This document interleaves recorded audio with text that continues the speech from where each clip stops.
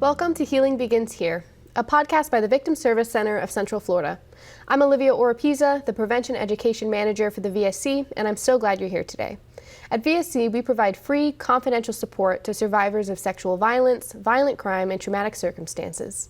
Whether it's advocacy, therapy, or crisis intervention, our team is here to help because no one should have to navigate the healing process alone. If you or someone you know needs support, our 24/7 crisis helpline is always available at 407-500-HEAL. That's 407-500-4325. Today we're diving into a topic that touches the lives of so many, the intersection of substance abuse and trauma. The relationship between substance use and victimization is complex and deeply intertwined. Research shows that people who have experienced sexual violence are more likely to develop substance use disorders, often as a way to cope with their trauma. At the same time, those who struggle with substance abuse are often at a higher risk of being victimized. This cycle can be incredibly difficult to break, but healing and recovery and empowerment are all possible. In this episode, we're speaking with two incredible guests who have walked that journey themselves. They'll share their experiences, the challenges that they've overcome, and the communities that they've built to help support others on the road to recovery. Before we begin, a quick content warning. We will be discussing substance abuse, addiction, and trauma, including sexual violence. If these topics are difficult for you, please listen at your own pace and reach out for support if needed. To start, I'm excited to introduce our first guest, Sarah Schulak, founder of Sober Betties, a social group that brings people together for alcohol-free experiences in a fun, retro-inspired atmosphere. Sarah's journey to sobriety has been one of resilience and transformation, and today they're using their story to help others find joy and community without alcohol. Sarah, welcome, and thank you so much for being here today. Absolutely, it's an honor to be here. So can you start by telling us a little bit about your journey? How did you find your journey to sobriety and kind of what brought you to that path? Yes, it's been just over 7 years that I've officially been sober from alcohol and hard drug substances. And I have been an Orlando resident for 10 years. I've been in Florida for a total of 12, was in the Midwest before that. In my career, I have worked in a number of different areas, from being a faculty member at colleges to a number of agencies. And what I saw in all those different worlds was really just community and how to build community and keep that community together. What I also realized was over that same amount of time, the issues that I had with substances. A pretty common story, in college, you kind of overindulged a little bit as I was going through my undergraduate and graduate degree programs. And the big common thread that I saw throughout it all was that alcohol was my gateway drug, and every time I was overindulging in alcohol, it would lead to other things. So there was a moment that I refer to as when I hit my rock bottom, when you stop digging, and I said, this is really important to me, and this is something that I wanted to change in my life. And even if at that point I didn't see the long-term vision of what that change would mean in my life, I just made that decision to say, I need the mental clarity to work on myself, and I needed to create that space to unpack some of the things I was carrying with me. And that date is 12, 13, 17. So coming up on 8 years, but one day at a time. Wow, congratulations. Thank you. So your story sounds similar to maybe many others out there who recognized a pattern of a problem and made the steps forward to make a difference in their lives. And I love what you said, to focus on your own journey and what you need for yourself. So for so many people, substance use and trauma and victimization become deeply intertwined into their story. How did that connection show up for you in your life, and what helped you to start untangle it? Thank you. It's a great question because you do have to be pretty introspective to acknowledge these things that are happening in your life. And in kind of a joking way, I would notice patterns where, like, every November I would get an itch to leave a job or move or break up with a boyfriend or something. There were things happening, but I didn't really see the greater vision. And then I actually started writing a book, and I had this big chronology where I was writing out these big things that had happened in my life, which were essentially kind of traumatic experiences, whether they were near-death experiences or, experiences of sexual assault or harassment, and traumatic things that have just been around my periphery. And then when I unpacked that and I saw the pattern, it was so obvious. And looking back after the 7 years of sobriety, you can see with those clear eyes of, wow, when you start to untangle that, these big emotions are really hard. And when I wasn't equipped with the ability to unpack these things and work through them on my own, then I would result in this kind of inflammatory blow up, or I'd shave my head, or I'd do something which you don't want to admit are those reasons, but that is kind of how it comes out and what it looks like. So I think that I wouldn't have been able to see those patterns if I was still kind of in the thick of it. Yeah. So that element of self-reflection and you putting your story onto words and on paper and writing that down really helped you draw those connections and unravel kind of what was causing that cycle for you. So it sounds like that was a big part of your journey to sobriety, and that you're writing a book that's been very beneficial for you. Do you want to speak a little bit more about that and what that might look like?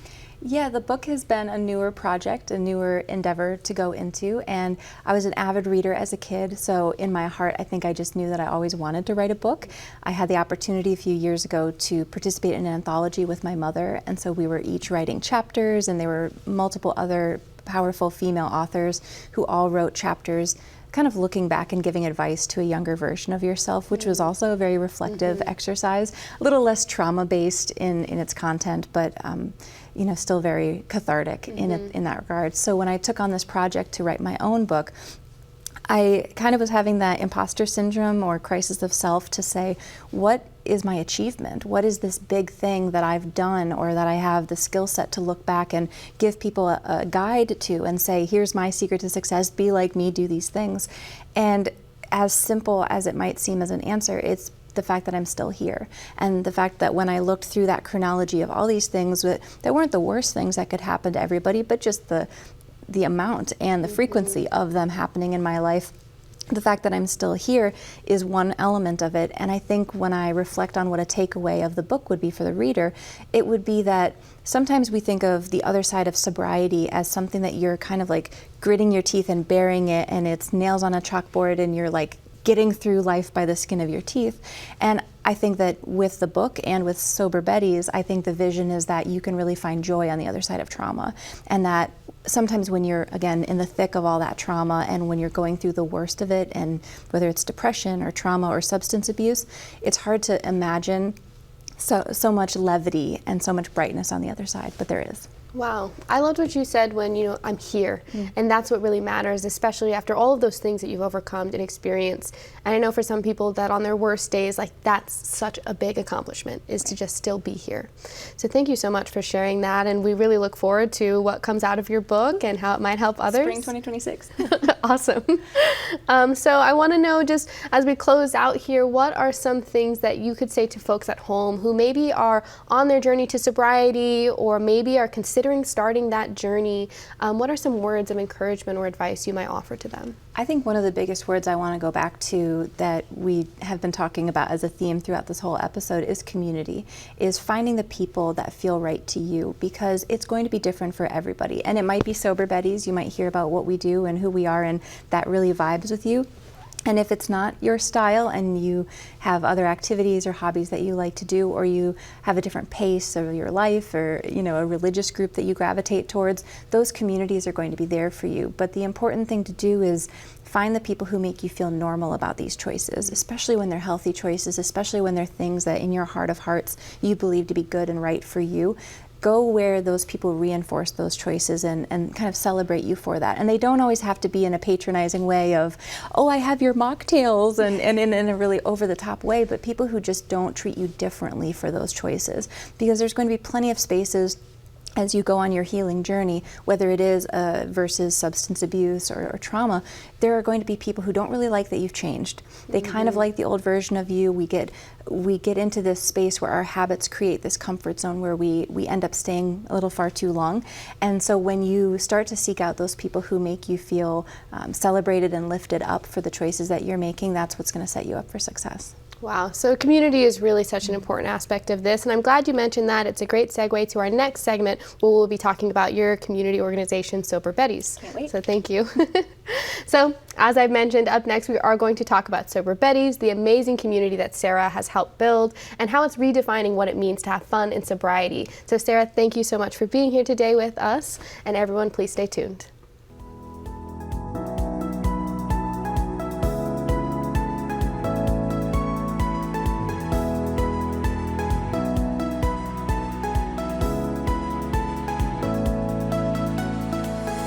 Welcome back to Healing Begins Here. If you're just joining us, I'm here with Sarah Shulak, founder of Sober Betties, an incredible community that's proving you don't need alcohol to have a great time. In our last segment, Sarah shared their journey through addiction, trauma, and healing. Now we're diving into the powerful ways they're building a sober community and using creativity as a form of recovery. Sarah, thank you again for being here today. Absolutely, happy to be here. So I want to start with talking about Sober Betties. Tell us a little bit about how it all began and what inspired you to create this space. Yes, absolutely. And for those who were watching before, I am personally about 7 years sober. So at about 5 years of that sobriety, I feel like a switch went off in my head and I started to have a fire in my belly that said, I want to do something with this. And that I've gotten this far in this journey, and I know others can too if that's their goal. So the origin of it is really kind of silly and simple. But I was scrolling on Facebook, and a friend of mine who I actually work with now in counterpart with Sober Betties, Shane Briscoe, she had posted a picture of a tower of cupcakes and said that they were filled with rum or something like that. And I remember commenting on it, and it was like October of 2022 or something like that, or 2023. And I said, well, I hope that they're well labeled so that Sober Betties like me don't accidentally partake, because that's always been one of my biggest fears. It's not that I'm going to relapse and I'm going to choose alcohol, but I'll be in a social setting and I'll grab the wrong glass, or I'll somehow accidentally indulge. And so that was just the simple kind of warning that I put out there. And then that name stuck with me, that little Sober Betties, because it sounded like such a cute aesthetic. And I thought about how we like to dress up and kind of pin up retro vibes. And I said, I think there's something to this. And I met with Shane. She was going into event planning and pivoting her career at that point. And I said, what if we threw parties and had experiences that were just as fun as alcohol-based experiences, and they were just these safe spaces for sober people, but they weren't necessarily exclusively sober events. They were just spaces where you knew you weren't going to pick up the wrong glass, or you weren't going to worry about somebody going around with Jell-O shots or something, and it created those safe spaces. So I'm proud to say it's had a positive response. It's been really great to see people say, I'm so glad this exists, or I'm so glad that I found this group. So we're on to something, I think. Okay, that sounds very interesting. So you guys host events around the community that just aren't centered and focused on alcohol, more centered on like connection, a retro vibe, having fun together. What are some of those events? Like, what do they look like? What are some of the things that you're doing in those spaces?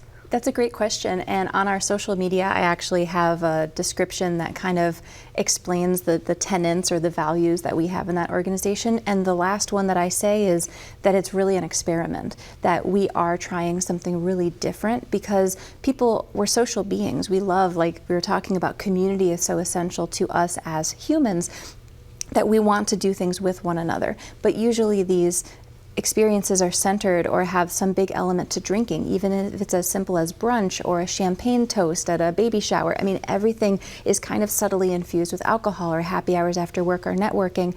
And once you start looking at that with your lens of life, of I want to find spaces where I feel comfortable or I feel seen, it can be harder to feel really safe in those spaces, especially when you have traumatic experiences. Some people just choose to not have alcohol for health reasons, or preference, or they just never got into it, and then they don't have a huge trauma response. But if you kind of look at us as trauma-informed fun, then we are the kind of organization that you can come to and understand that we're going to be a kind of a lighter side of it, rather than organizations that might feel a little heavy, where we don't ask you to bring your shame past the threshold, right? So what the events look like, we've done a lot of different types. Usually they're kind of like dance parties. So there'll be a DJ, there's music, there's photo ops, there's elements of like we were talking about, dress up, so we're building confidence. And with my background being in cosplay and like going to MegaCon and dressing up as a real superhero, you build a lot of confidence in that way. And we're kind of tricking people into doing that, where you don't have to dress like She-Hulk or, Wolverine to come out and hang out with us. And we're not the vintage police either. So we say vintage retro vibes, but we're also not trying to regulate that or say that you have to wear a certain thing. We just want you to be comfortable and confident. Yeah. And once you come out, then we just trick you into having a great time.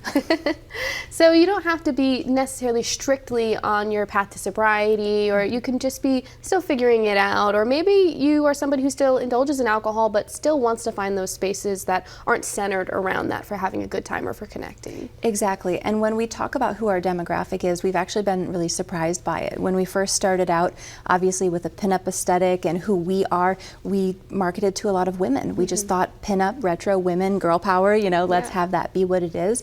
And as we started doing more events, we actually had people ask if guys were welcome too, and if other people who identified in other ways were welcome too. And we didn't want to be exclusive. We just said, if you have a good vibe and you like what we do and you're going to be cool and respectful in this space, everybody's welcome. And so we started not just saying sober Betties, but sober Bobbies and sober buddies. So whoever you are, you're welcome. And with that, I think that we serve a different need at every phase that people are in. So for someone like me, or somebody who's even more sober, longer term sober than I am, it really reinforces what you're doing, and it shows you don't have to force yourself to feel comfortable in spaces with alcohol. You have a network that will band around you and feel comfortable where you're at on your journey. To people who are starting out, who are newly sober, it can create that rock of a foundation that you need to feel like you still have a social group. Because sometimes when you cut ties with alcohol, you end up feeling like you've cut ties with all of your friends and that you've cut off all of your social interactions at all. And then, like you were mentioning, the people who do still maybe drink and who are just taking a night off, I consider those the dry curious. And for those people, you're just kind of dipping your toe in, where it might not even be a path to sobriety. Maybe you're just doing dry July or dry January or sober October, and you're taking that moment to reflect or have conversations about moderation. And I think as long as we can respectfully talk about moderation as a society and say, not everybody is an alcoholic, not everybody does have an issue with substances, but if you can't even talk about it and you're so gripped to it that you need alcohol at every interaction, that's why we like to have the opposite, to show that there's balance. Yeah, again, that self-reflection element of who we are, where we're seated currently, is really an important element to know maybe how much we can handle or what we want to go see out in our communities and such.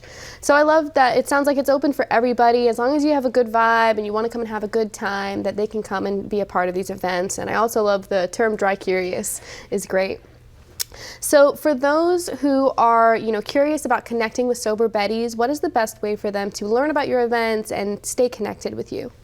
What I love about the connection to sober Betties is that we're not, even though we're showing this on OTV and we're here in Central Florida, we're not locked into the Orlando area. Obviously, since that's where we reside, a lot of our events end up being down here in the in-person side of things, but we have a really rich, healthy Facebook group that people can join. So if people are on Meta, they can join our Facebook group.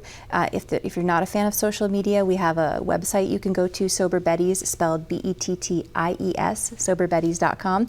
And on that website, you can find a link tree that'll have links to all of our upcoming events where you can track what we're doing. And I've really enjoyed watching that networking of other people happen because of the event, where suddenly I'll be scrolling Facebook and I'll see this person liking this thing, and I know that they met at a Sober Betties event, and then you watch them lift each other up or get involved in each other's things or hang out in those ways. And so it's that ripple effect. Exactly, and like the little butterfly that goes out and ripples everything else. So I think social media, we've got Instagram, we've got Facebook, we've got the website, and ideally getting everybody to our mailing list, because if you're not on social media or you want to take those social media breaks for balance as well, then at least we're in your email inbox. Yeah, for sure. Well, thank you so much, Sarah, for being here today and for your work with Sober Betties and for all that you do for everyone in the community to have a good, safe, sober time. Thank you. So for anyone out there looking for community, whether through sober socializing, creative expression, or just hearing stories like Sarah's, know that you're not alone. There are people out there who understand and who want to walk this path with you. Stick with us, because next we're talking with Heather Parker, an outreach specialist from Recovery Connections, a peer-led nonprofit dedicated to supporting people in recovery. We'll hear their story and dive into the incredible resources available for those looking for support on their journey to recovery. Stay with us.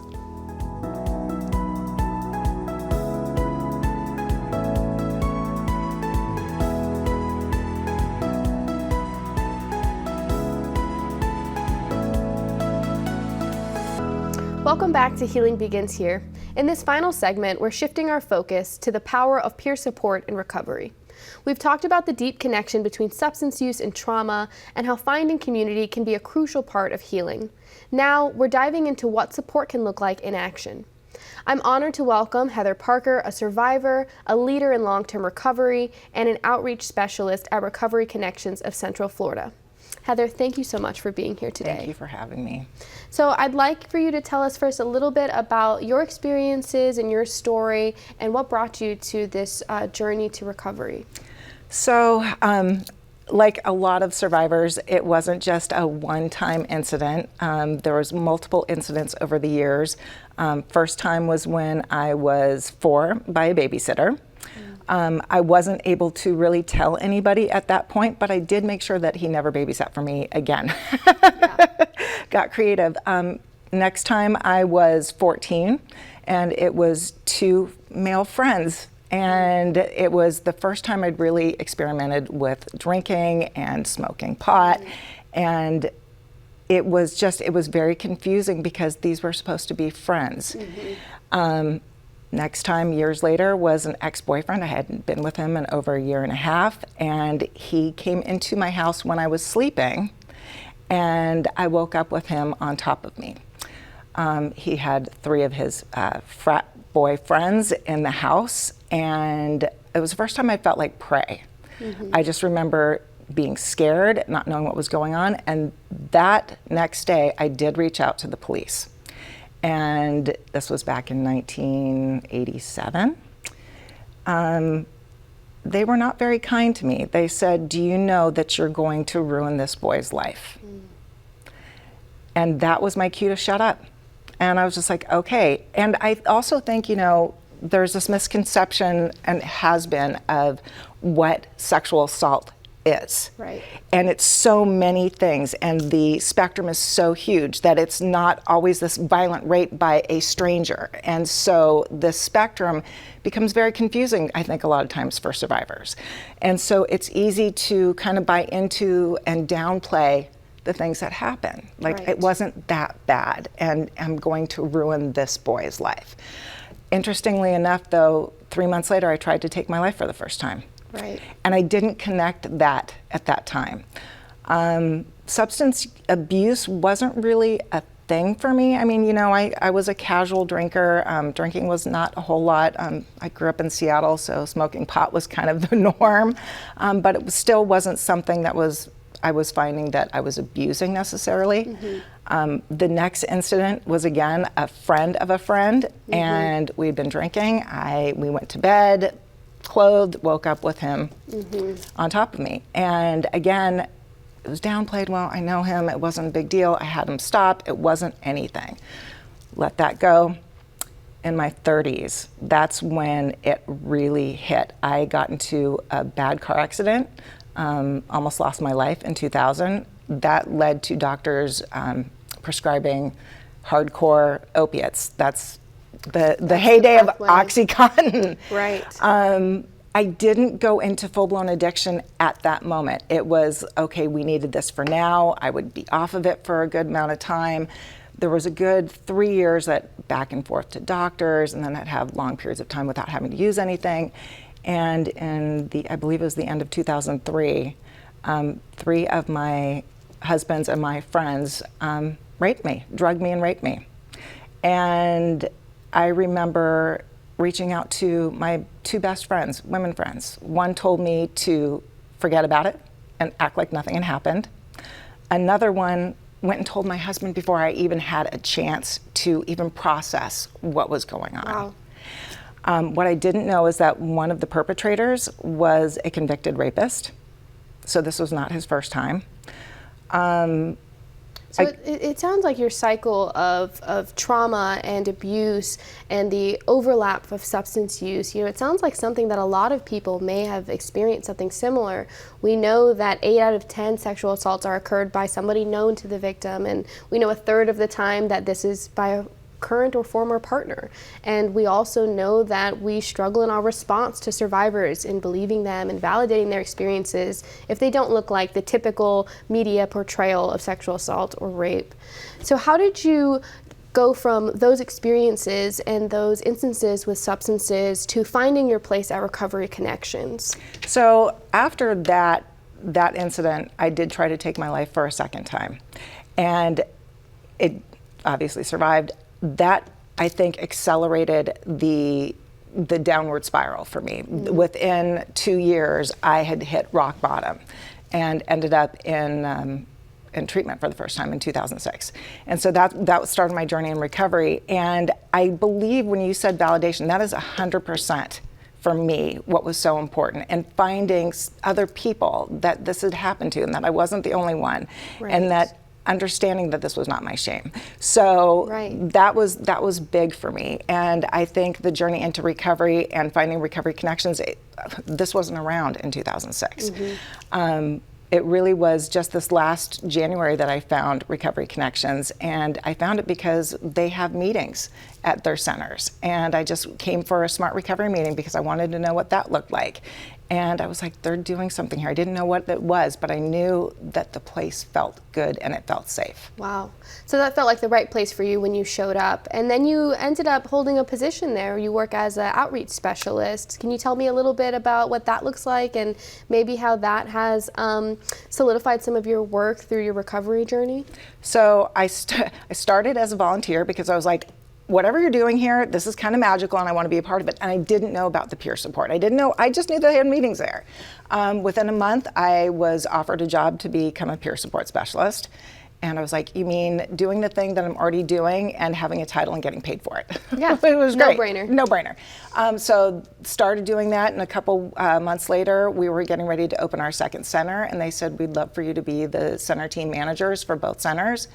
And so I went and started doing that, and then we decided to open this whole new department of outreach specialists, and I was like, yes, that is exactly what I want to do. Yes. That's incredible. And so how can people who are on their journey to recovery or curious about what this space looks like, how can they reach out to find Recovery Connections and access these services? So we have a helpline. It's manned 24 hours a day by a peer support specialist. It's 407-RECOVER.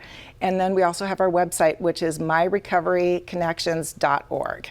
Awesome. Heather, thank you so much for being here today, for sharing your story, and for helping other victims know that, if their story doesn't look like the conventional stories portrayed in media, that they're not alone, that their experience is valid, and that there are resources out there like the VSC or Recovery Connections that can help them. So thank you. Thank you. And to our listeners, as we wrap up today's episode, we've explored deep connections between trauma and substance use and recovery. We've heard from Sarah about her journey and how she created Sober Betties to build a community where sobriety is embraced and celebrated. And then we spoke with Heather about the life-changing work of Recovery Connections and the importance of peer support in the healing process. If you or someone you know is struggling with the effects of trauma or substance use, please know that help is available with Recovery Connections and the Victim Service Center. Call the VSC helpline at 407-500-HEAL or 4325 to connect with someone who will listen, believe you, and walk with you on your journey. Thank you for joining us on this episode of Healing Begins Here. I'm Olivia Oropeza, the Prevention Community Manager with the Victim Service Center of Central Florida, and I want to remind you that no matter where you are in your journey, you are not alone.